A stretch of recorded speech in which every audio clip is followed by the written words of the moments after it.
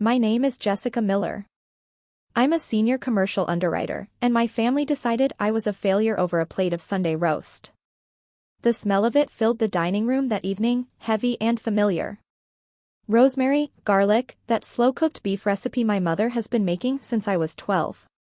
The mahogany table my father built himself gleamed under the chandelier, set with my mom's good china. The plates she only brought out when someone had achieved something worth celebrating. Spoiler. That someone was never me. The front door swung open with a burst of cold air and cologne. "Chris is here," my mom called, her voice already brighter. My brother's dress shoes clicked across the hardwood like they owned the house. In my dad's eyes, they did. Out the front window, I'd watched him pull up in his latest toy, a graphite gray sports car, chrome accents catching the streetlights. It sat in the driveway like a trophy. My 7-year-old sedan was, as usual, parked out on the street. "There's my champion," Dad boomed from the kitchen. That voice, it's the one he used when Chris made team captain, when he graduated, when he landed his first real estate deal. The tone reserved for real achievements. I was already seated at the table, still in my work clothes, a modest, dark blazer and slacks. Nothing flashy, nothing that screams success, just the uniform of a woman who spends her days approving and denying other people's financial futures. Chris swept into the dining room like he was walking onto a stage. He adjusted his watch, a new one since the last time I saw him, and winked at me. "Hey, little sis." "Hey," I said, forcing a smile. "Close any big deals today?" He laughed. "Something like that." Mom emerged from the kitchen with the roast, cheeks glowing with pride. "Jessica, honey, you look tired. Long week at the bank?" "Every week is long when you're building something real," I said lightly. The irony was mine alone. No one at that table really believed what I did was real. Dad came out behind Mom carrying a bottle of wine. "The expensive stuff. Tonight calls for the good stuff," he declared, already working on the corkscrew. "My son just flipped his biggest property yet." "Tell them, Chris." Chris leaned back. All casual arrogance. The star of the show. "Bought the place 6 weeks ago," he said. "Minor cosmetic work, staged it myself. Closed this morning for a $75,000 profit." Sometimes you just have to have the vision. Make people see what they really want. The cork popped. Wine poured into 3 glasses. Dad's. Mom's. Chris's. Mine stayed empty.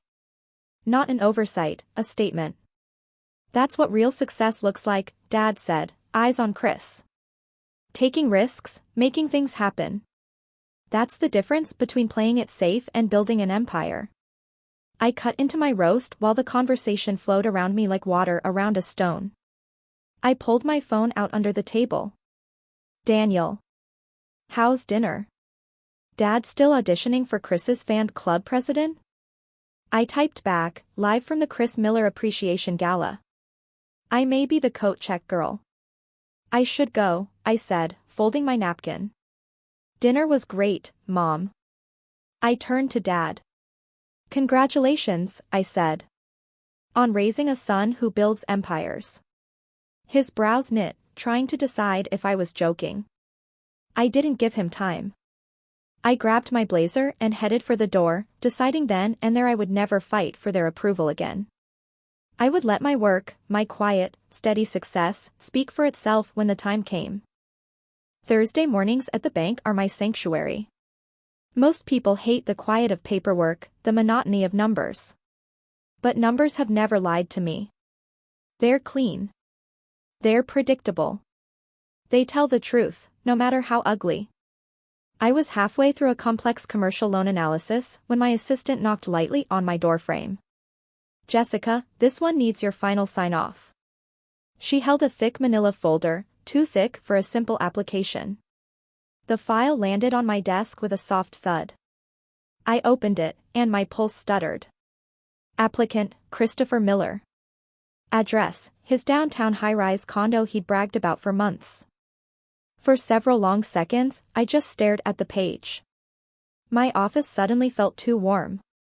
My brother, the golden child, had applied for a business line of credit. $400,000. And somehow, that file had landed on my desk. I flipped the page. The numbers hit like a punch. Credit score, 580. Chris had always bragged about being in the high 700s. But this was someone in a free fall. Missed payments, maxed out cards, $112,000 in unsecured debt. His debt-to-income ratio was catastrophic. And then I saw the signature. Cosigner, Robert Miller. My father.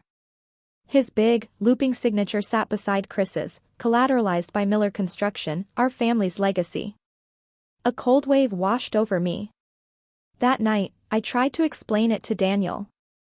He listened, his hand resting on my knee. It's like an iceberg, I told him, staring into my wine glass. Everyone sees the flashy success above the water, the $75,000 profit on a house flip. That's the 10%. But below the surface, there's this massive, hidden mountain of debt. The 90% nobody sees. He's using new debt to pay off old debt, shuffling money around to keep the illusion going. But one wrong move, and the whole thing sinks. He nodded slowly. And your dad just tied his entire business to it. He has no idea, I whispered. Chris told him it was just a formality, a character reference. He manipulated him into betting the family company on a losing hand. Daniel squeezed my knee. So, what do you do? I stared out the window at the city lights. Professionally, there's no choice. The loan is a non-starter. It's an immediate denial. But personally? I'm about to tell my family that their champion is drowning, and that I'm the one refusing to throw him a life raft. He will see it as betrayal. My father will see it as sabotage. They won't see that I'm actually saving them. I took a deep breath, the decision settling in my bones, heavy and cold. I have to deny it. I have to protect my father from my brother. This isn't about jealousy or revenge. This is about the truth. And the numbers, they never lie. Let the storm come. I'm ready for it. The loan denial letter went out on a Tuesday. By Thursday morning, my phone was a live grenade on my desk. I didn't need to look at the caller ID. I let it go to voicemail. Then again. And again. The fourth one I finally listened to. Chris's voice erupted through my speaker. Jessica, what in the hell is wrong with you? You denied my loan. You, of all people. You think this is funny? You think this is some kind of payback? You just cost me everything. Call me back now. By noon, the family group chat had transformed into a war zone. My mother, bless her heart, tried to play peacemaker. Kids, please, let's just talk about this. My father's response came a minute later. There's nothing to talk about. Your sister made her choice. She chose her job over her own brother. Chris chimed in. It's jealousy, Mom. Plain and simple. She can't stand that I'm successful. Sabotaged. That was the word they settled on. I typed nothing. Not a single defense. I refused to argue with a narrative they had already written. At 2:00, my assistant poked her head in, her face pale. Jessica, your father is in the lobby. He's insistent. My stomach dropped. Tell him I'm in a meeting. She shifted uncomfortably. He knows you're not. Of course he did. I squared my shoulders and walked toward the glass-walled conference room. Dad was already inside, pacing, his face a mask of thunder. The moment he saw me, his expression hardened. Explain. Not hello. Just that one, brutal word. I closed the door behind me. Dad, it wasn't personal. His financials don't support a loan of that size. His risk profile is. Don't you give me your bank jargon, he snapped, his voice echoing in the small room. We are family. Family helps family. Not once had that rule applied to me. I slid the file across the polished table. His business is not collateral, Dad. It's a lifeline. And Chris was about to cut it. He refused to look. He said it was just a reference. He wouldn't lie to me. My voice felt thin. Dad, look at the signature line. It says guarantor. It doesn't say reference. This is legally binding. You would have been responsible for the full $400,000. He finally looked, his eyes scanning the page, and for a single, fleeting moment, I saw confusion, maybe even fear. But it vanished as quickly as it came, replaced by the familiar wall of pride. You've always been jealous of him, he said, his voice low and dangerous. You resent his success, so you decided to tear him down. The accusation hung in the air, so baseless it almost made me laugh. I just saved your company, I whispered, the words catching in my throat. I just saved everything you've spent 40 years building. He shook his head, looking at me as if I were a stranger. He needed my help, and you slammed the door in his face. I don't even know who you are anymore. And he turned and walked out, leaving me alone in that glass box, the villain of a story I never wanted to be in. The silence that followed was absolute. For 6 months, I was a ghost. No calls, no texts, not even one of my mother's anxious, roundabout inquiries. It was a perfect, unbroken wall of quiet. My brother blocked me on social media. My parents' anniversary came and went. My birthday passed without a single acknowledgement. I existed in a separate universe, one where I was the architect of my family's imagined ruin. The only crack in the silence came 2 weeks after the confrontation. A call from an unknown number. It was my Uncle David, my dad's retired accountant brother. I heard what happened, kiddo, he said, his voice calm and steady. I just wanted you to hear it from someone who understands numbers. You did the right thing.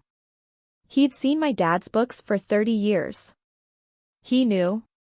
You protected the legacy from your father's biggest blind spot, his son. Hearing those words felt like a lifeline in a cold ocean. It wasn't forgiveness, but it was validation.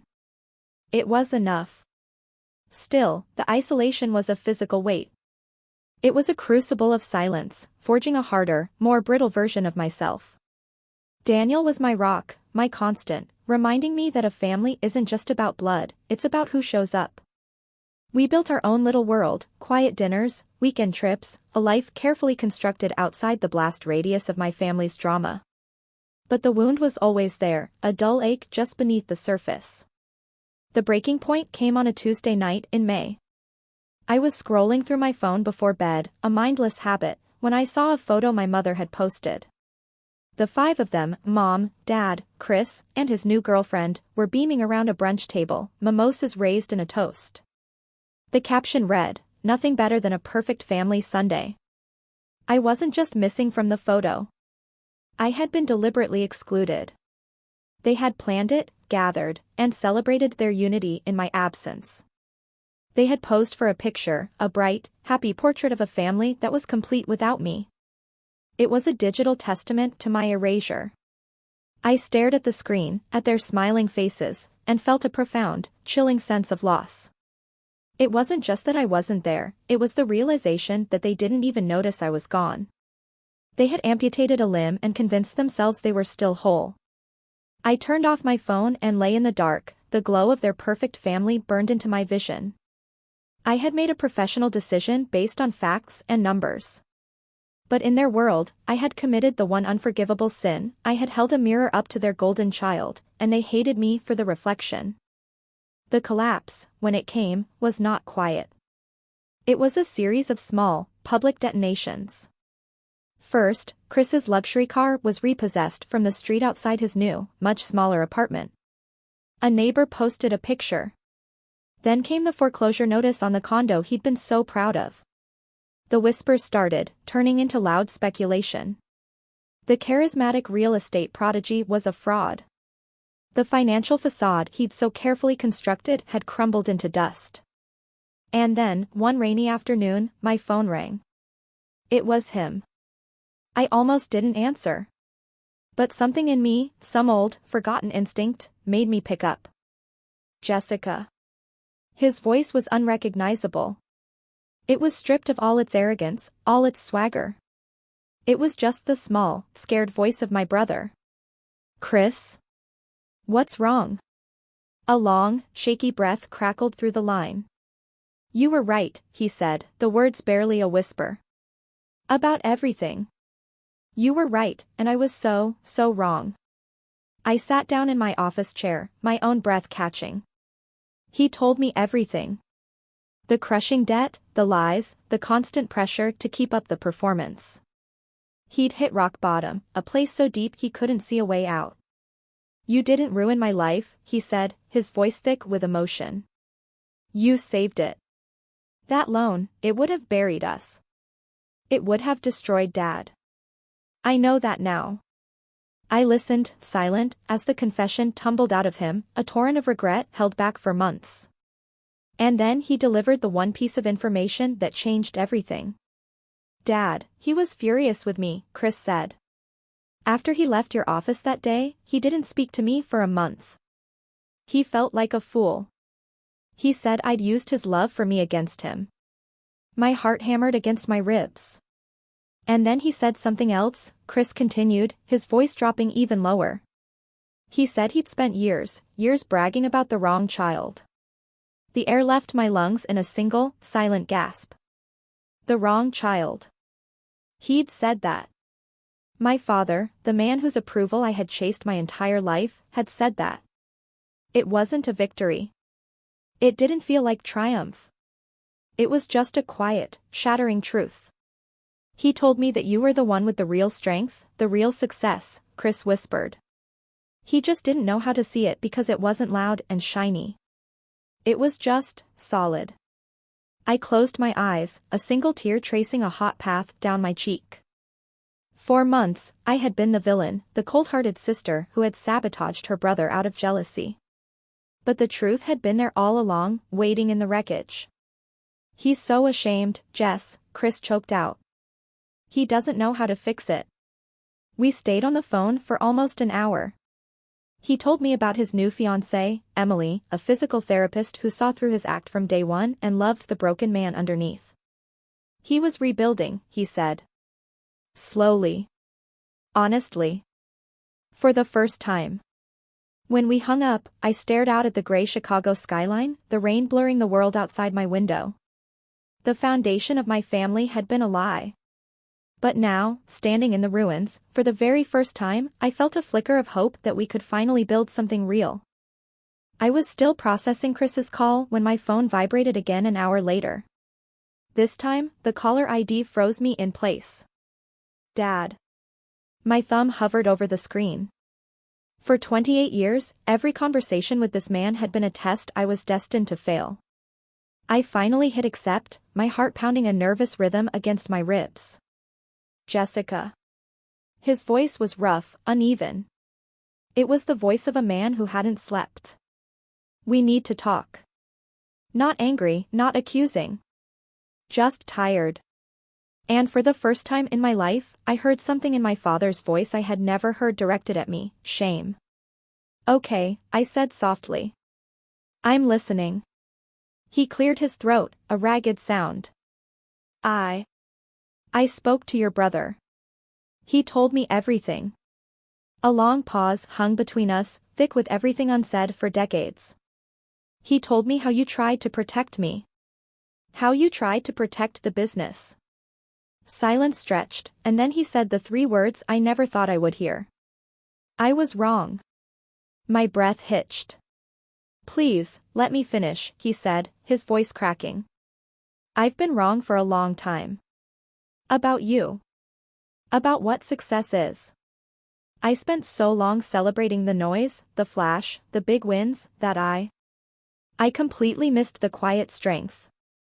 I ignored everything that makes you who you are. A broken, self-deprecating laugh came through the speaker. I called your job, pushing paper. I had no idea. No idea of the weight you carry, the responsibility you have. You weren't just pushing paper, Jessica. You were protecting families. You were protecting mine. He swallowed audibly, and the sound was so full of grief it made my own throat ache. I am so sorry. The apology I had secretly craved for half my life, the acknowledgement I had told myself I didn't need, was finally here. And it was more painful and more beautiful than I ever could have imagined. I didn't know what to say, I whispered. I know.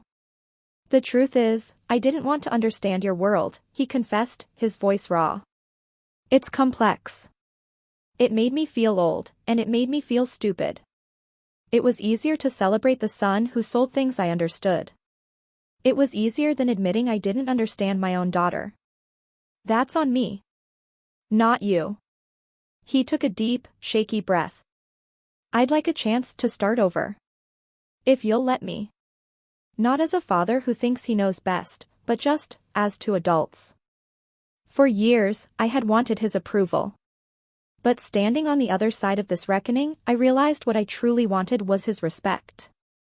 And here it was. Things have to be different, I said quietly. I know, he murmured. No more comparing. No more dismissing you. I want to get to know my daughter. A real start. When the call ended, I sat in the quiet of my apartment, the city lights beginning to sparkle outside. I wasn't the ghost anymore. I wasn't the villain. I was just Jessica. And for the first time, that felt like more than enough. A week later, I walked into a small cafe, a neutral space chosen by Emily. Chris stood when he saw me. He looked lighter. Not just because he'd lost the expensive watch and designer suit, but because the weight of his own performance was gone. Standing beside him was a woman with a warm, open smile. Emily. She hugged me before I could even say hello. It's so good to finally meet you, she said, and her genuineness was disarming. We sat, and for the first time, my brother and I talked. Really talked. Not as the champion and the ghost, but as two people who had survived the same dysfunctional orbit. He asked about my job with actual curiosity. He asked about Daniel. He asked what I did for fun, and was genuinely surprised when I told him I was training for a half marathon. He admitted he hated real estate, that the pressure had been killing him for years. He was taking classes to become a high school history teacher. Emily just watched us, her hand resting on his, a quiet, supportive presence. Then, she nudged him. Go on, ask her. Chris groaned, a flush creeping up his neck. Ask me what? I said, raising an eyebrow. He took a deep breath. Will you be my best woman at the wedding? I stared at him, speechless. He rushed on, it has to be you. You're the strongest, smartest person I know. And I don't want you there because of some family obligation. I want you standing next to me because I respect you. Because I need you there. My throat tightened. There was no audience, no performance. Just my brother, humbled and honest, asking me to be part of his new, authentic life. Yes, I whispered. Of course, yes. His shoulders slumped in relief, and for the first time since we were kids, he looked at me with pure, unadulterated admiration. That night, back in my apartment, Daniel wrapped his arms around me. You seem peaceful, he murmured into my hair. I leaned back against him, feeling a sense of calm I hadn't realized was missing. It was a good day, I said. A really good day. My phone buzzed with a text message. It was from my father. Heard you're going to be Chris's best woman. I'm so proud of you, Jessica. Dinner this weekend? Just us. I want to start over. I let out a long, shaky breath. It wasn't victory. It wasn't vindication. It was just peace. All those years, I thought success was something you achieved alone, a quiet fortress you built to protect yourself. But I was wrong. Real success wasn't about applause or recognition. It was about connection. It was about healing. It was about finally, truly, being seen. And in the quiet of my living room, with the man I loved, I felt more successful than I ever had in my life.